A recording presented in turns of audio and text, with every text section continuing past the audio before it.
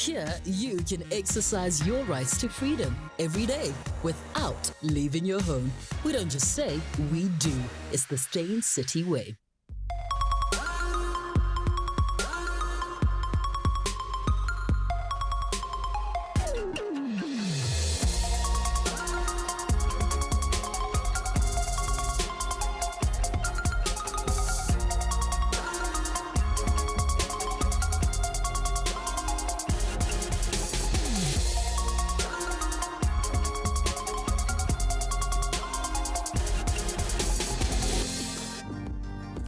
Good afternoon and welcome to Real Talk. Since 1988, the 1st of December is dedicated to raising awareness of the AIDS pandemic caused by the spread of HIV infection.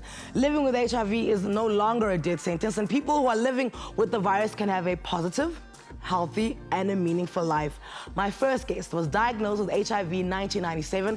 He lives openly with his HIV status and is dedicated to making a difference by breaking the silence and changing the mindset of those he comes into contact with. Alan Brand is the sole proprietor of Positively Alive and the author of Positively Alive, Living with HIV and AIDS, A Path to Inner Healing, as well as a Positively Alive recipe book, which he just sold out yesterday, I tell you. How impressive. Welcome, Alan. Thank you very much, Anele. Thanks for having me. Actually, like when I was reading about you, I was like, he's got a cookbook. I hope he brings it. And then you tell me that yesterday you sold the last copy. Well, the copies are still available, but unfortunately, the ones that I had in my hands, the last one was sold yesterday, yes, and indeed. Let's admit it's a very good problem to have. Absolutely. We're not complaining. We're not complaining, because imagine they just scattered around your house and there's a doorstopper, and there's a cup holder, so you're good, you're good. Yeah. So take me back to 20 years ago when you found out that you were infected with the HIV virus. Yeah, you know, I think that 20 years ago, it was such a different ballgame to where we are today. And I remember I was not diagnosed because I actually went for an HIV test. I actually went for an executive medical checkup. What that is, nobody knows. But anyway, I thought it sounded smart. Okay. And the doctor did that. And at the time, the doctor said to me, you know, is it okay if we do a full blood count? And that's when I agreed, and my blood was taken. 3 days later, when the doctor then phoned me and said I must come and see her, I was then told that I'm positive. And I remember people often ask me, how did you feel? And I think that's what you're also asking, what was my response? And I must be very honest, my response was one of total blankness. It was too much of a shock to actually really respond in any way. Were you aware of the virus? Was it something that was there, but it always happens to somebody else? That's exactly it. I mean, it's always going to happen to somebody else, not going to happen to you, isn't it? And that's just the moral of the story. But when it does happen to you, of course, then, you know, you've got to start asking yourself, well, what do I know? And I remember back in 1997, what I knew about HIV back then was really quite useless, because I knew that I should have worn a condom. I knew that I should have been faithful, and all of those things, but they didn't really help now. So how long does it take you from after finding out what your status is to, because, you know, now you're living positively and you're writing the books and you're an example and you go everywhere, but it doesn't happen immediately. You don't get the news and then you're like, you know what, I'm going to be an example. No, you know, I think that reflecting back now and seeing how people that are now recently diagnosed and how they respond and how I respond, it's so different. I went into silence. I call that my dark period of 3 years, where I told nobody because I was too ashamed. And it was then in 1999 that I was diagnosed with AIDS and given 18 months to live that I realized, no, wait a minute, this is just ridiculous. This is a silly way to respond to any disease. And I made the decision to start breaking the silence. And the irony of it all is that the moment I started doing that, without ARVs, I got better. So the attitude, and I remember my doctor saying, but what are you doing? What has changed? You're not even taking ARVs yet. Yeah. And I said, I don't know, maybe I'm eating carrots, or I really didn't know. And the doctor said, I think your attitude has changed. So it just shows you the power of that. But yes, I am on ARVs now, and been undetectable since I started taking ARVs. And the wonderful thing now, of course, that undetectable means untransmittable. Yes. And so there's so much going on now that there's see, you're saying so many things that I think people need to hear, right? So explain to us what is undetectable, and then further on, what is untransferable. You know, I think that I don't really like the word undetectable, because when we say undetectable, it almost gives us impression that, oh, I'm cured. Yeah. Whereas if you say the word suppressed, we understand suppressed means it's still there, but it's under control. Okay. And it's got a different meaning. So I prefer to use the word suppressed. So my viral load is suppressed. The virus is totally 100% suppressed in my body because I'm on treatment. So it's not growing because viruses it's grow. not multiplying. Yeah. It's under control. It is totally suppressed to the extent that the volume of HIV in my blood doesn't even show up if I go for a viral load. That's what undetectable means, because it's undetectable to the tests. Therefore, you don't have, and now I'm using layman's term, therefore you don't have enough virus in the body for you to transmit. Well, we always were wondering about that. You know, would that be the case? And we've been waiting a long time for the research to come in, and this year the research has come in, and it's been a long time of research where they've been researching discordant relationships. Let me just explain that. That's basically where one is positive and one is negative, and the positive partner is on treatment with a suppressed viral load. And in fact, when I was reading the research document, they were talking about 58,000 sexual acts involved in that research, and not a single transmission of HIV. So if you think about it now, in 2017, we can now say to people, know your status, access treatment, and you are not the problem. Yeah. The problem of transmitting HIV and the problem of this virus continuing is not the people who know their status, it's the people who don't test. Yeah.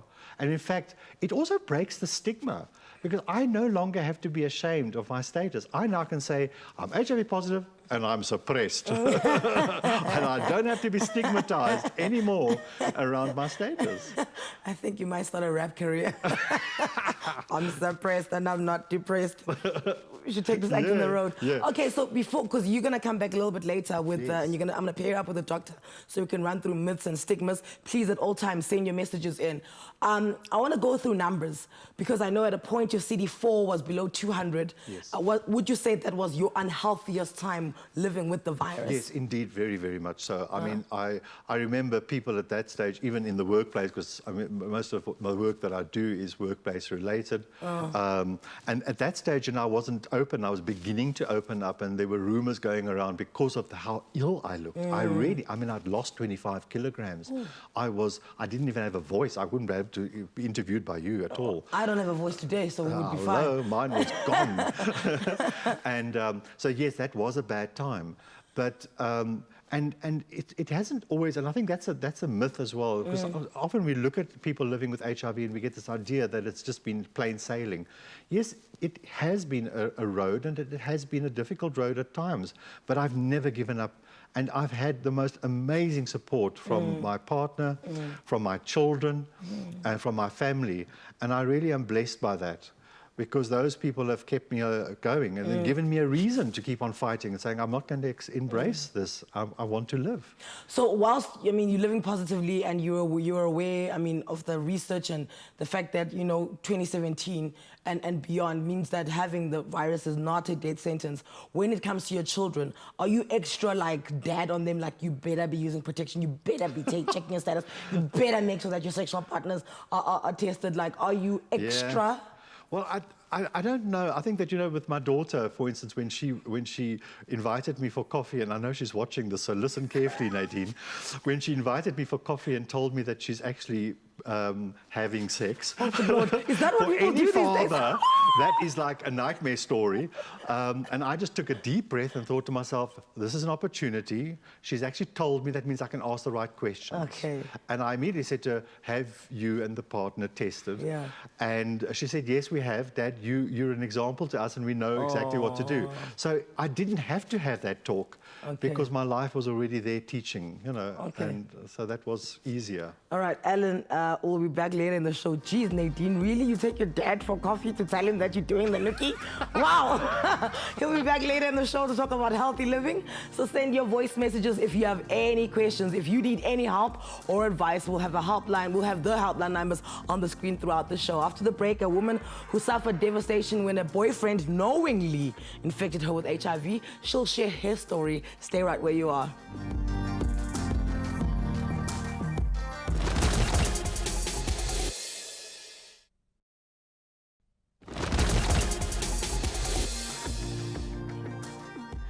Welcome back to Real Talk. Noma saw me Limako. Is it Limako or is it Dimako?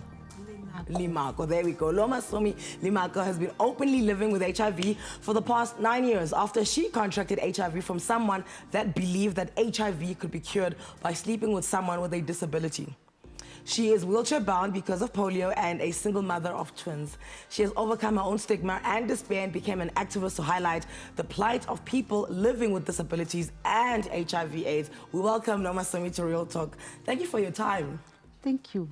So now, here's the thing, is that you say you are dealing with double stigma, right? You're dealing with the fact that you are living with HIV and you're dealing with the fact that you're disabled. Yes. So which one did you think was more devastating for you? I think it's both. Ne? Because having a disability is a stigma on its own. Yes. And then being HIV positive, it's another stigma on its own. As a black woman with a disability, it's a stigma on its own. So this partner that infected you with HIV, did he tell you before you guys were sexually active that he believes that if you sleep with somebody who is disabled, it heals them? No, he didn't, because I thought he loves me. And it was the time after my breakup with my daddy's father, my kid's father. Yeah. So I thought that, oh, this guy is different from my kid's father and blah, blah. I thought that he really into me. Yeah. After that, I found that he was cheating, and then after finding that he was cheating, I went for the test, and then I found out that I'm positive. And so do you think he approached you and courted you to be his partner solely because of his belief? Yes, I think so, because when I told him that, you know what, I'm HIV positive, and he said, no, I know, because I know I'm HIV positive too. I thought you are going to heal my HIV. Okay, so that's his lack of involvement and not understanding, you know, how the disease works, how the infection works. But you also believe that you would not have HIV because you were disabled. You thought that it was for able-bodied, this disease. Yes, I thought that because of my disability, I'm immune to HIV. And when I was thinking about HIV, I was thinking about the disease for able-bodied people, not for me as a person with a disability.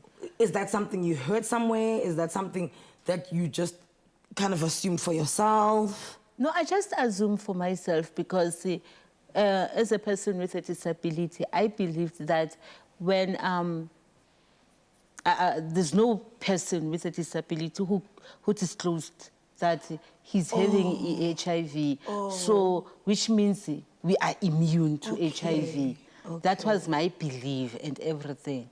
That no, which means I am immune to HIV. And then you test and then you find out that you are, excuse me, that you are HIV positive. Yes, I did. What happens to you? What goes through your mind? First thing, I thought I'm going to die. That was, I'm going to die, was the first thing on my mind. And I couldn't tell anybody. I stigmatized myself because, yes, I stigmatized myself because of the myth, you know. There are so many myths about people with disabilities that are around. Most of the time they are saying people with disabilities, they love sex, they love men and all those things. And then when I wanted to disclose to somebody about my status, I thought about, oh, they were going to say, yes, I deserve to be HIV because positive. this is how you guys are. Yes, you know. So I stood for 4 years on my corner without speaking to anybody up until my CD4 count was 7. What? Yes. Wait a minute. And once again, like I was saying to Ellen, let's talk numbers. Isn't having a CD4 count below 200 like dire, like it's not good? It was like that. And you were at 7? Yes. I had all these diseases, the infections and the TB, all this disease. And I was the luckiest one that when I started the treatment could lift me up until now. I'm being lifted. And I want to rectify the years. I've been living with HIV for 15 years, for 14 years. Next year I'm going to be 15 years, not 9 years. So you, you say that you first opened up to a support group before you opened up to your mother. Would you say being in the support group gave you the strength and the knowledge and the comfort to then let your own family know? Yes, you know, at the support group, that's where I met some people who were like supportive of me, who didn't judge me and all those things. But firstly, I went to the support group. I thought that support group was not for me. That's why I stood at the corner, because I stigmatized myself. When I saw that support group, I saw the young people and all these people. There's no one with a disability. And I thought they couldn't understand me. No one could understand the way I feel at the moment. And then up until I met these other people from the other support group, then they came to me and then they were supportive all the way. They make me to understand that I'm not alone in this battle. And now, what is your relationship with your health status? I'm healthy. I even forget that I'm HIV positive. I'm living beyond my HIV. And also, even my kids, they know that I'm HIV positive. And they're so supportive, my family, all of them, even my pastors, my church, is so supportive of me. And you healthy and your CD4 count is... We're good. We're not sitting at 7 any longer. No, I'm not. I couldn't sit at 7 because I have to move on. Yes. Thank you so much for sharing your story with us. Yes. And continue the good work that you do by, speaking about this. Thank you a lot. Thank you so much. After the break, 2 women who learned about their status while hospitalized for TB and who are now mothers to healthy children, they'll share their stories. If you have any questions on HIV and pregnancy, make sure you send us a voice note right now. We'll be right back.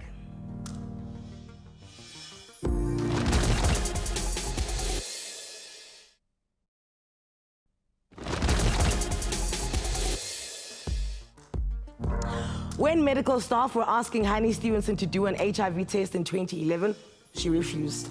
Later that year, she found out that she was 6 months pregnant and was no longer able to avoid HIV testing. When the results came back, she was overcome with feelings of sadness and anger. Today, Hani is the mother of an HIV-negative daughter, and she works with teenagers who are infected and affected by HIV through her program, Living with Hope. Bernice Lutule found out she was HIV positive when she had to do an HIV test for an operation to remove part of her lung as a result of TB.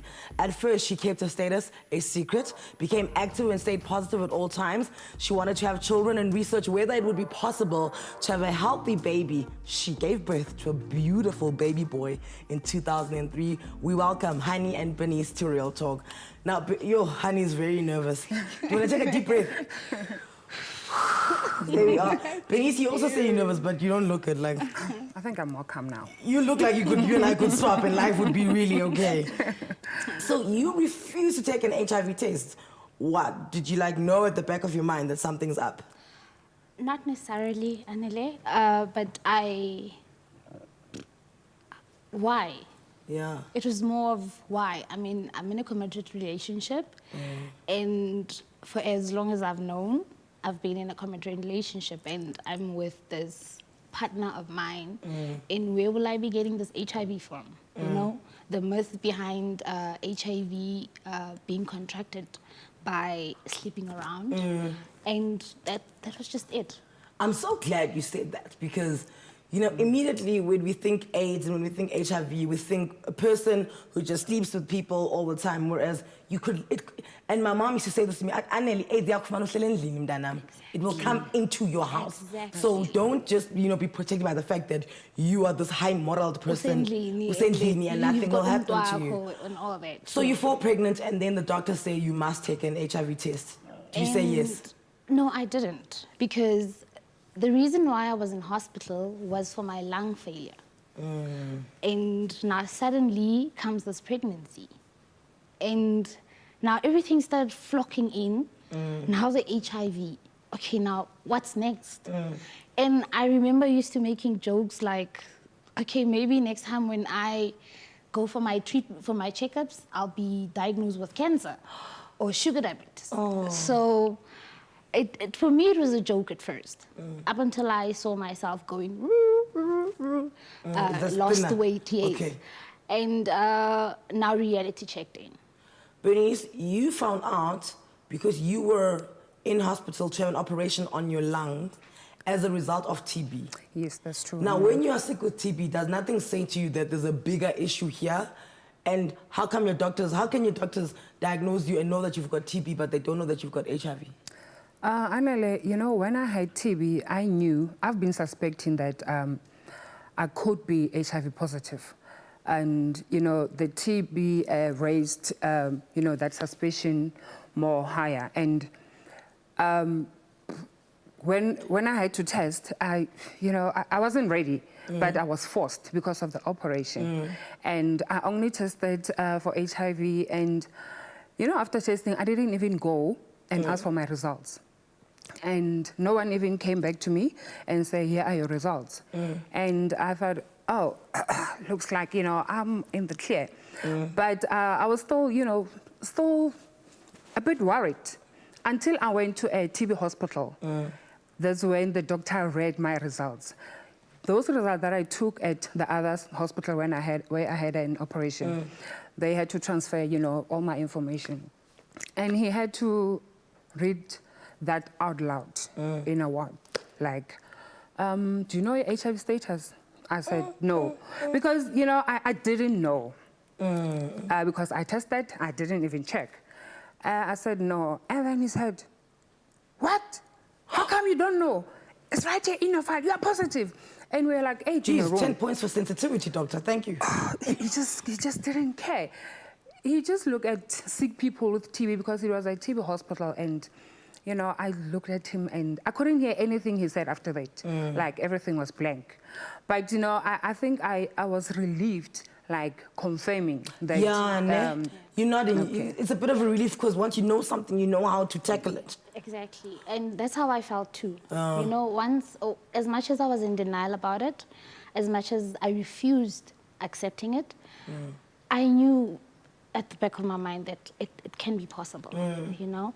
Can I just ask, are you guys still with the men you were with when you found out about your virus? No. No. Because are they the ones that gave it to you? Are you sure? Do you know? Did you tell them? Did you be like...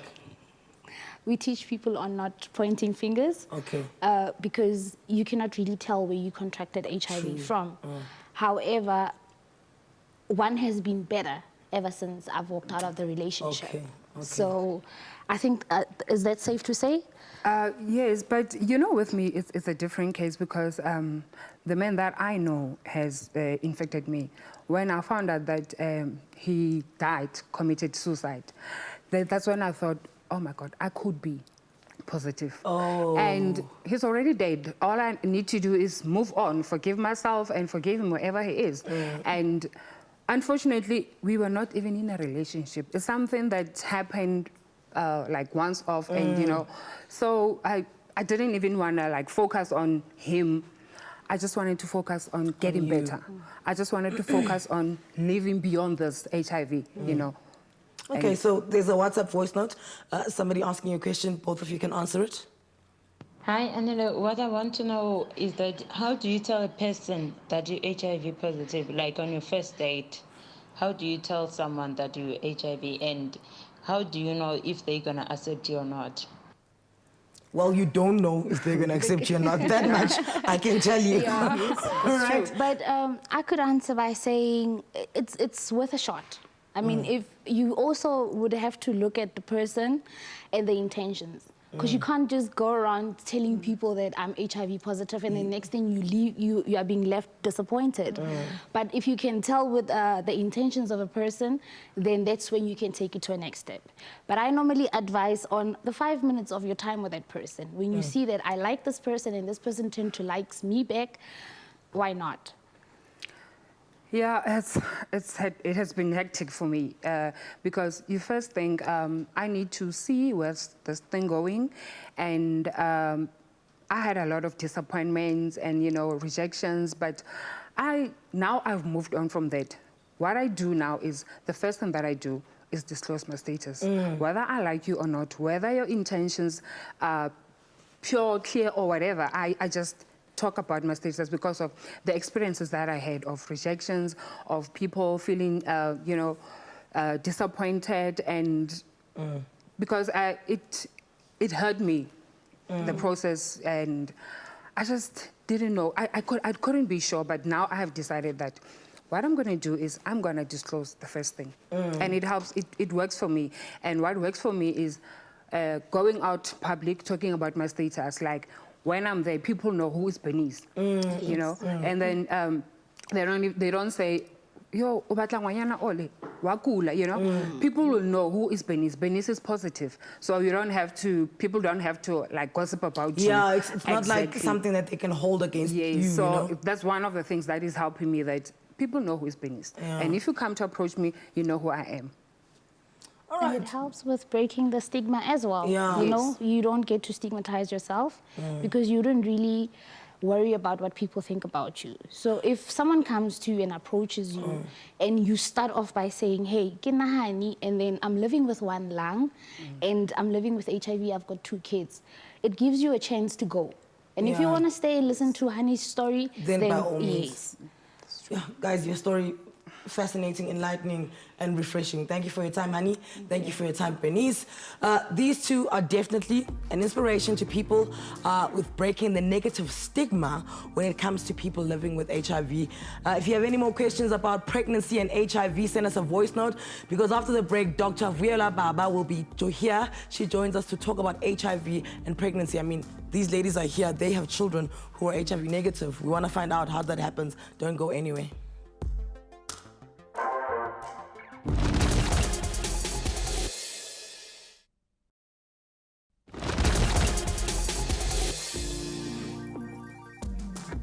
Welcome back to Real Talk. It is World AIDS Day, and although there is more information on HIV and AIDS available than before, people still have many questions, especially when it comes to HIV and pregnancy. To help answer some of the questions that you may have today that you're sending to our WhatsApp line, we have Dr. Viola Baba, a gynecologist and obstetrician, joining us in studio. Welcome. Hi. So off the bat, you know, we had Honey and Bernice here, who were both HIV positive, and they gave birth to HIV negative children. Yeah. How does that work out?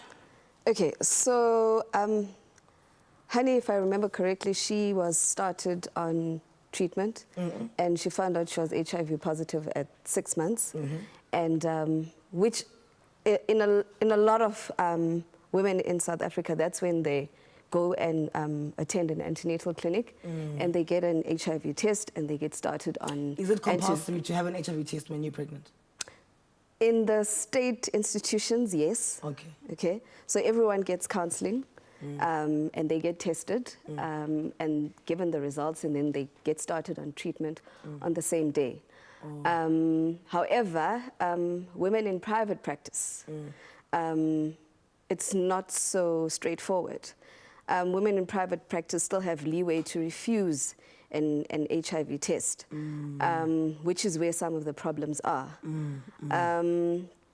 But ideally, all women who are pregnant, as soon as they find out they're pregnant, they should be having an HIV test, so that when you are HIV positive, you get started on treatment immediately. You guys spoke about CD4 counts and viral loads earlier on.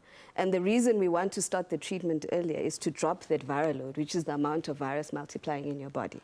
Because that is closely related to your risk of transmitting the virus to the baby. So the higher your viral load is, the more chances are you are going to pass the virus on to the baby. So there could be a situation where I'm pregnant, and the child doesn't have the virus, but then during the course of the pregnancy, they get it? So as long as the baby is inside of you, there's always a risk, right? Because they are inside of your body. They have all my fluids. Yeah. Okay. And then obviously there's an added risk, or there's another risk at delivery, and then there's risk after you've delivered, which is related to how you feed your baby and the treatment which we call prophylaxis that the baby needs to get. So there's different parts along pregnancy where the baby can pick up the virus. When you say dependent on how you deliver, and I was thinking about this today, and I was like, I've never heard the answer to this. When I am HIV positive and I want to minimize the risk of me transmitting it to my child. Is it safer to have a natural birth or a C-section? Okay, so in the past, we were saying that women should have a C-section. But now we know with research that that's not necessarily true, all right? So if a woman books early and is started on antiretroviral therapy on time, and we drop that viral load to become suppressed or undetectable, that woman can have a normal delivery. Okay. In the past, we also used to give drips and give what we call AZT in the drip to try and reduce the risk further when a woman is going to deliver. We found that, researchers found that if a woman is treated in the antenatal course, so whilst they're pregnant, and you drop that viral load, you don't need those extra bits. You don't need to have a Caesar, and you don't need that extra drip and all those things. But for me, the obstetrician, when my patient is HIV positive, there are obviously certain precautions that I need to take so that I don't injure the baby, but also I don't injure the mother, so that there's less risk of contaminating, I'm using it loosely, of contaminating the baby. So what I'm picking up from what you're saying is that I can be on ARVs whilst being pregnant? Yes, you can. Okay. Of course you can. Okay. So there have been myths before that some of the ARVs that we provide or hand out or write up cause abnormalities in babies. And there have been fears from other mothers. Even when you read the package insert, there's a small warning about teratogenicity, which is abnormalities in the baby caused by the drug. Research has shown us that the ARVs that we use as first line do not cause abnormalities in the baby and are not harmful to the baby. So besides me being HIV positive and then giving birth to an HIV positive child, right? Is there any other way that they could get it now? You said during feeding. Okay, so like I said before, it's during the pregnancy, okay, and then at delivery, yes, and then afterwards, right? So afterwards, it's the feeding. So if mom is on treatment and their viral load is suppressed, those mothers can breastfeed. But if they do breastfeed, it needs to be breastfeeding only. So what that means is I don't mix it with formula. I don't mix it with porridge and other things. It needs to be breast milk completely. But also, I myself as the mother who is breastfeeding, I need to make sure I'm taking my treatment all the time to keep that viral load suppressed. Okay, we've got a few voice notes coming in for you. Okay. People are like, we trust her. We know what she's talking about. Okay. Let's hear it. Hi, Anele. My name is Pinkine. I just wanted to ask a question. Like, for instance, when a couple is in a process, making a child, and the male is HIV positive and the lady is also HIV positive, what are the possibilities of the child not being infected, or does it mean that they're not supposed to make a child at all? Thank you. Okay, so to answer it plainly, being HIV positive does not mean you cannot have children. Okay, so you can have both parents being HIV positive and they can have an HIV negative baby. Okay, but both parents need to be healthy. Okay, one of the things that HIV has done is to force people to plan their pregnancies. Because if you're virally suppressed before you fall pregnant, the chance of you passing on the virus to your baby is even far less, okay? So, and even in situations where one parent is HIV positive and the other is HIV negative, you can still have an HIV negative baby. However, we need to be on treatment. So one, we need to test and know our status, and then we need to be on treatment and stay on treatment. And then after the baby is delivered, make sure the baby gets the nevirapine syrup. We use nevirapine syrup mostly in South Africa. There are variations, but the big one is nevirapine syrup for the baby. And then choose a feeding method that is suitable for you. So what I mean by that is there's no point me forcing issues to breastfeed if I know I have to be back at work in 2 weeks. Yeah. Because if I haven't disclosed my status to the person who's going to be looking after my baby, and they come and they give the baby formula, and I've been breastfeeding, Yeah. I'm increasing the risk of transmission to that baby. What's the science behind that? Can you explain it to us, or do I need to go to medical school? Not really, but it's about the intestines of the baby and the fact that there is still some virus in the mom's breast. And when you give the bottle, there is a reaction. When you give formula, rather, when you give formula to the baby, there is a reaction in the gut of the baby, or in the intestine or the stomach of the baby. And then that opens gaps in the baby's stomach where the virus can pass through. The little bit of virus that comes from the mother's breast milk. So that's the short version. I hear you. Yeah. I hear you. Yeah. I hear you. Listen, after the break, Alan Brand will join us again with Dr. Viola Baba to discuss healthy habits whilst living with HIV. Feel free to ask questions. Send us your voice notes and tweets, but also come back.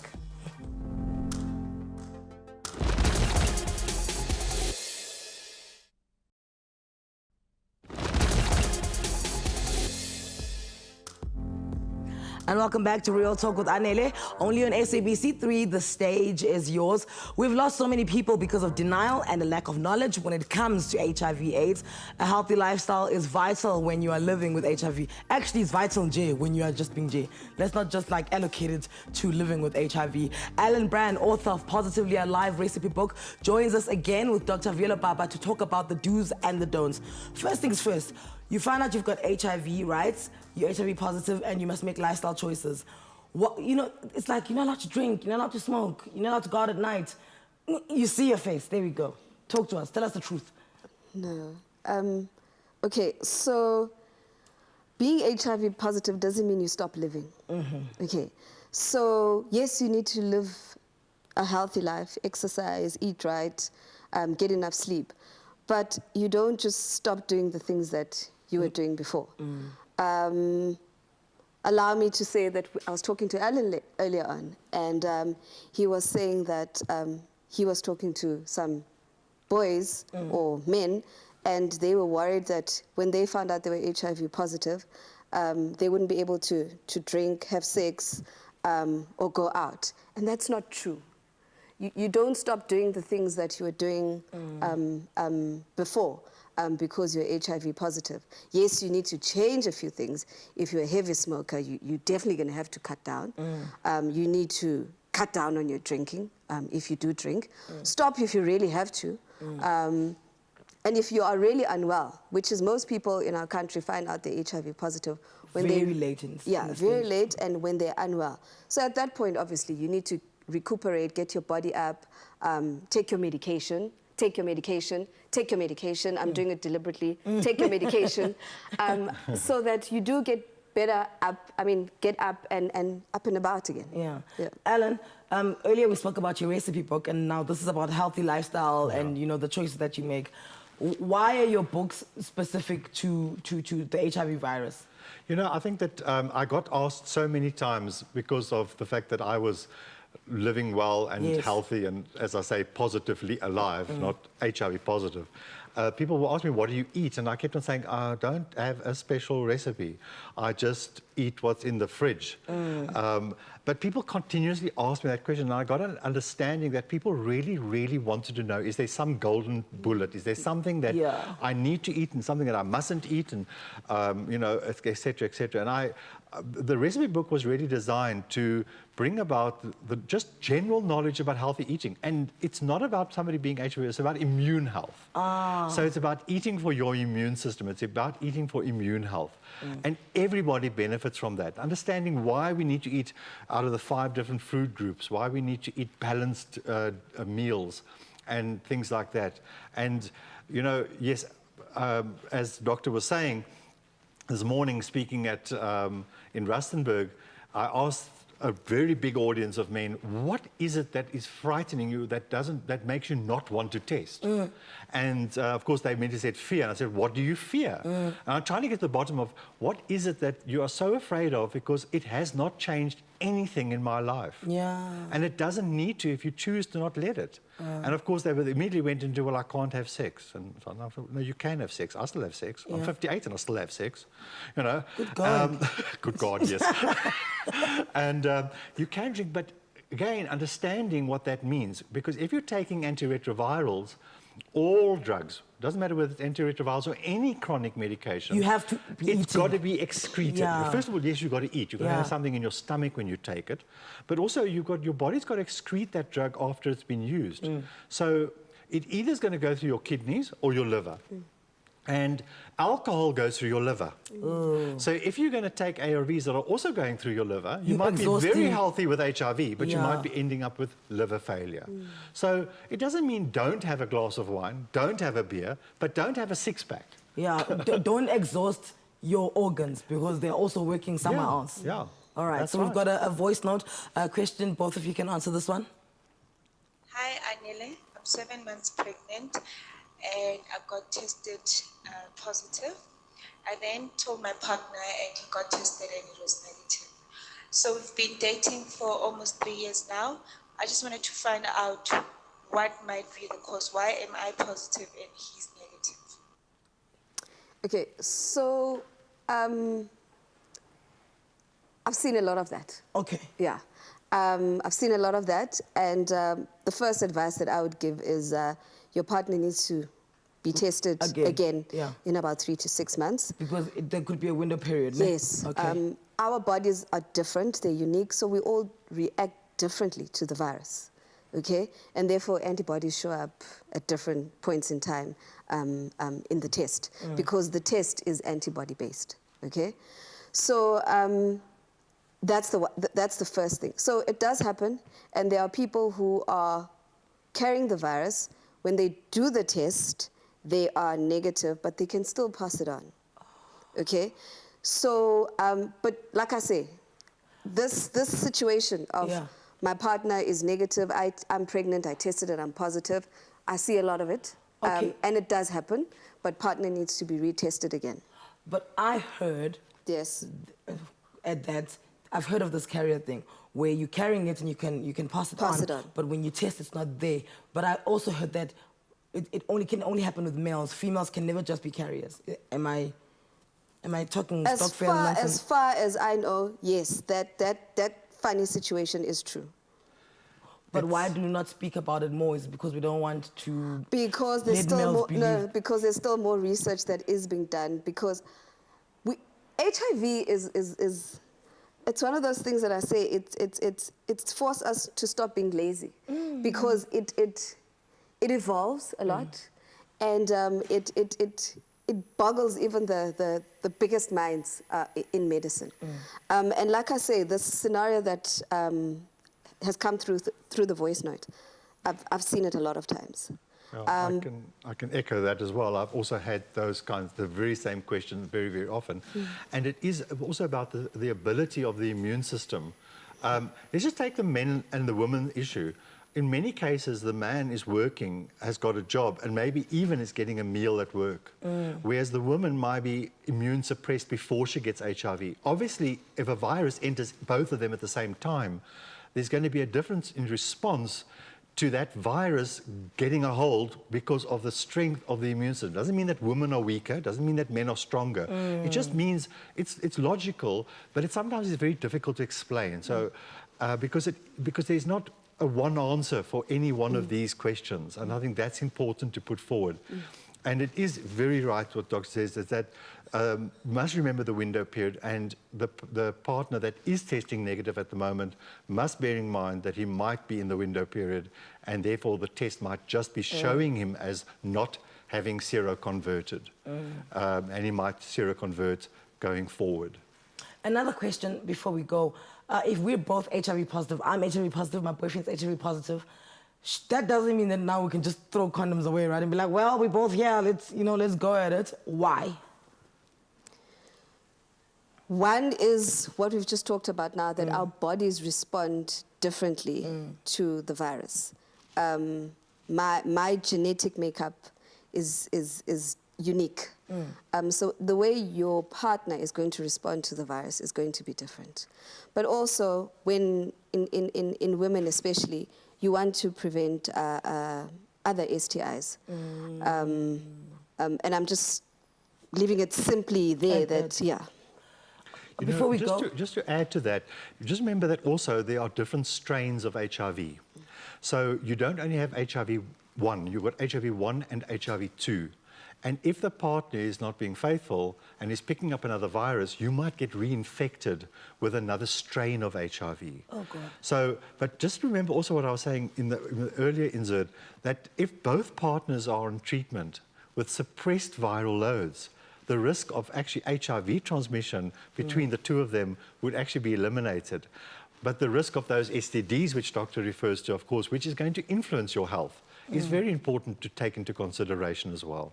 Guys, thank you so much for coming through and not being doomsday sayers like, oh, you have HIV, oh, stop. This has been properly enlightening as well as refreshing. So thank you so much for your time. Doctor, thank you so much for your time. Alan, I'd like to thank my other guests today for sharing their stories and giving hope to people who might desperately need it. Remember, knowledge is power. Please educate yourself. Ask the questions you need answers for and read up as much as you can about HIV. Most importantly, know your status and then be safe. Till next time, take care.